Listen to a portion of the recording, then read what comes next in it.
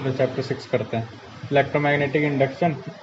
तो electromagnetic induction क्या होता है, या तो इलेक्ट्रिसिटी या मैग्नेटिज्म, इन दोनों की मदद से करंट इंड्यूस करना है। ठीक है, तो फैराडे था, उसी ने करा था ये इलेक्ट्रोमैग्नेटिक इंडक्शन। तो उसने क्या करा था कि एक कंडक्टर लिया, कंडक्टर के आसपास वो मैग्नेट को मूव करवा रहा था। तीन चीज़ें बहुत ज़रूरी होती है, एक कंडक्टर, दूसरा मैग्नेट, तीसरी मूवमेंट। तो कंडक्टर के आसपास ऐसा कंडक्टर जिसके पास करंट फ्लो नहीं हो रहा था, उसके पास मैग्नेट को मूव करवा रहा था, उसकी वजह से उसमें करंट इंड्यूस अपने आप हो गया। ठीक है, जैसे मान लो तुम्हारे घर पर आसपास तार वार रखी हो, केवल खाली तार जिसमें प्लग व्लग स्विच विच से कनेक्ट ना हो, बैटरी से कनेक्ट ना हो, खाली तार लेना, जैसे लीड हो जाती है, उसके आसपास मैग्नेट मूव करवाना, तो उसमें करंट इंड्यूस हो जाता है। गैल्वेनोमीटर से तुम चेक कर सकते हो। तो देख लेते हैं फर्स्ट लाइन के लिख रही है, when ever the magnetic flux link with the circuit changes and induce EMF produce. जब भी मैग्नेटिक फ्लक्स चेंज होता है किसी सर्किट से रिलेट में, तो करंट इंड्यूस होता है। ईएमएफ जो लिख रखा है वो वोल्टेज होती है, वोल्टेज करंट बनाता है, तो तुम्हें पता ही है। सेकेंड लाइन लिखी है, the induced EMF last so long as the change in magnetic flux continues. जितना मैग्नेटिक फ्लक्स रहेगा, जब तक मैग्नेटिक फ्लक्स रहेगा तब तक ईएमएफ रहेगी। ईएमएफ मतलब इलेक्ट्रोमोटिव फोर्स होता है, इसे वोल्टेज भी कहते हैं। ठीक है, और जब तक वोल्टेज रहेगी तब तक करंट रहेगा। Magnitude of induced EMF is directly proportional to the rate of change in magnetic flux. जितना ज़्यादा मैग्नेटिक फ्लक्स में चेंज आएगा उतना ज़्यादा ईएमएफ प्रोड्यूस होगा। एक स्टार लगा के नोट कर लेना कि मैग्नेटिक फ्लक्स कांस्टेंट नहीं होना चाहिए। जैसे मैग्नेट को तुम करंट कंडक्टर के पास ला के रोक नहीं सकते, उससे क्या होगा, मैग्नेटिक फ्लक्स कांस्टेंट हो जाएगा, तब करंट जीरो होगा।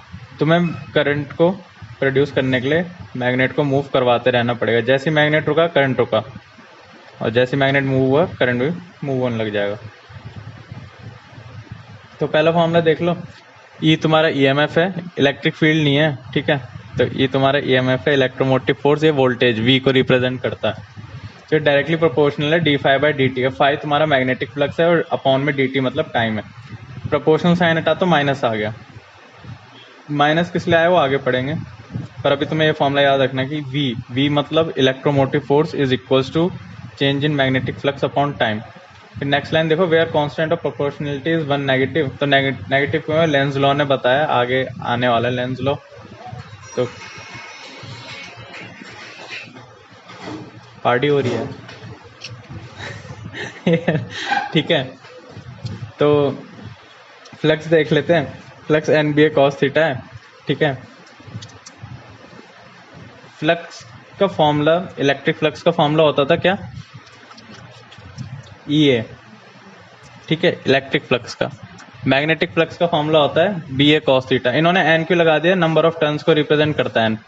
ठीक है, और फाई जो है मैग्नेटिक फ्लक्स जो है उसकी यूनिट वीबर है, याद रख लेना।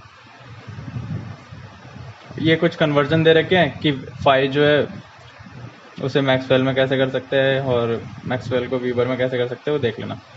तो डायमेंशन, हाँ ये देख लो, डायमेंशन फॉर्मूला एक नंबर में आ जाता है कि फ्लक्स के डायमेंशन क्या है, तो ये है, याद रख लेना।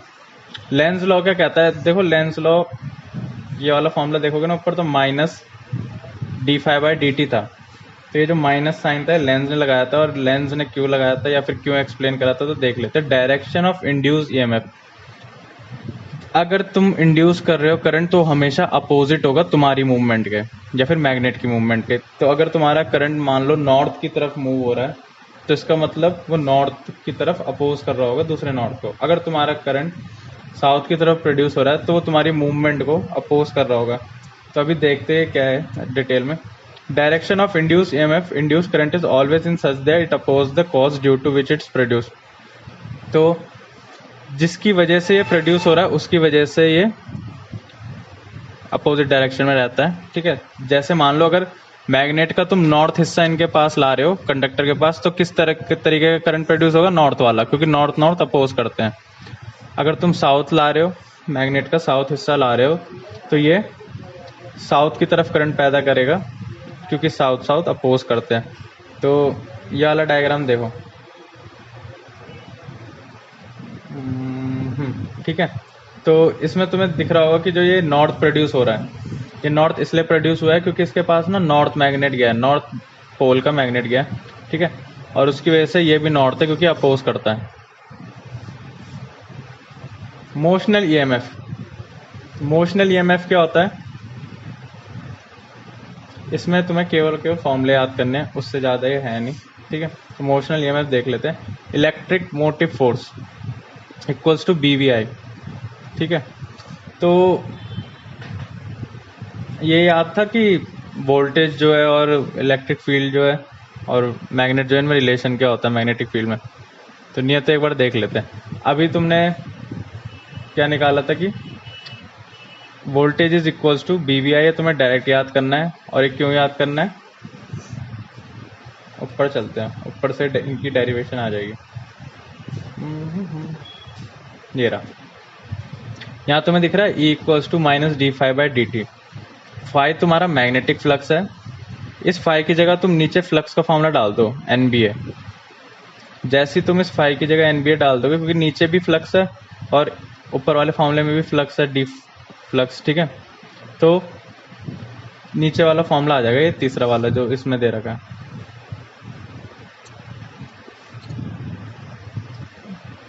इसमें वेलोसिटी कहाँ से आया और ये BVL कैसे हुआ, इसके लिए एक डेरिवेशन है, वो मैं क्लास में करवा दूंगा। If a metallic rod of length L rotates one of its end in a perpendicular to the magnetic field, then the induced EMF produced across its end is given by। तो अगर एक conductor है L shape का, वो गोल गोल घूम रहा है किसी मैग्नेटिक फील्ड के अंदर, ठीक है, तो उसमें करंट इंड्यूस होगा और वो इस फॉर्मूले में आएगा। और ये फॉर्मूला तुम्हारा क्लास में होगा, इसलिए क्लास मिस मत करना। E equals to half B⍵R², ये भी क्लास में इसकी डेरिवेशन करवा दूंगा, वरना तुम्हें डायरेक्ट याद करना है फॉर्मूले, क्योंकि डेरिवेशन सिलेबस में नहीं है इनके डायरेक्ट फॉर्मूला है, पर मैं करवा दूंगा तुम्हें समझाने के लिए। ओमेगा तुम्हारा एंगुलर वेलोसिटी रहता है, मतलब अगर कोई सीधा सीधा भग रहा है तो उसे सिंपल वेलोसिटी तुम जानते हो, स्पीड वेलोसिटी से। और अगर कोई गोल गोल भग रहा है किसी गोल सरफेस में, तो एंगुलर वेलोसिटी हो जाता है। एफ तुम्हारा फ्रीक्वेंसी होता है, जिसको हम 1/टाइम से भी रिप्रेजेंट करते हैं, रेसिप्रोकल ऑफ टाइम से। उसके बाद direction of induce current in any conductor can be obtain from Fleming's right hand rule. Induce current की डायरेक्शन निकालने के लिए हम Fleming's right hand rule use करते हैं। तो राइट हैंड पता है ना, सब पे है ना, जिस पे नहीं है तो दूसरे का राइट हैंड देख लेना। Rectangular coil moves linearly in a field when coil moves with constantly velocity in a uniform magnetic field, flux and induced EMF will be zero। तो direct Fleming's right hand rule देखते हैं, ये statement से completely तुम्हें समझ नहीं आएगा। अच्छा ये देखो, सबसे पहले हम अपनी थंब लेंगे, फिर फोर फिंगर लेंगे, सेंट्रल फिंगर लेंगे, और तीनों को ऐसे अरेंज करना है कि थंब रिप्रेजेंट कर रहा हो डायरेक्शन ऑफ मोशन, मतलब जहाँ पे तुम्हारा कंडक्टर या फिर बार मैग्नेट जो भी मूव हो रहा है। ठीक है, फोर फिंगर तुम्हारी मैग्नेटिक फील्ड की डायरेक्शन रिप्रेजेंट कर रही हो, और जैसे ही तुम ये सेंट्रल फिंगर दिखाओगे तो वो इंड्यूस करंट की तरफ मूव होगा। ठीक है, और सब सेंट्रल फिंगर ही बोलेंगे।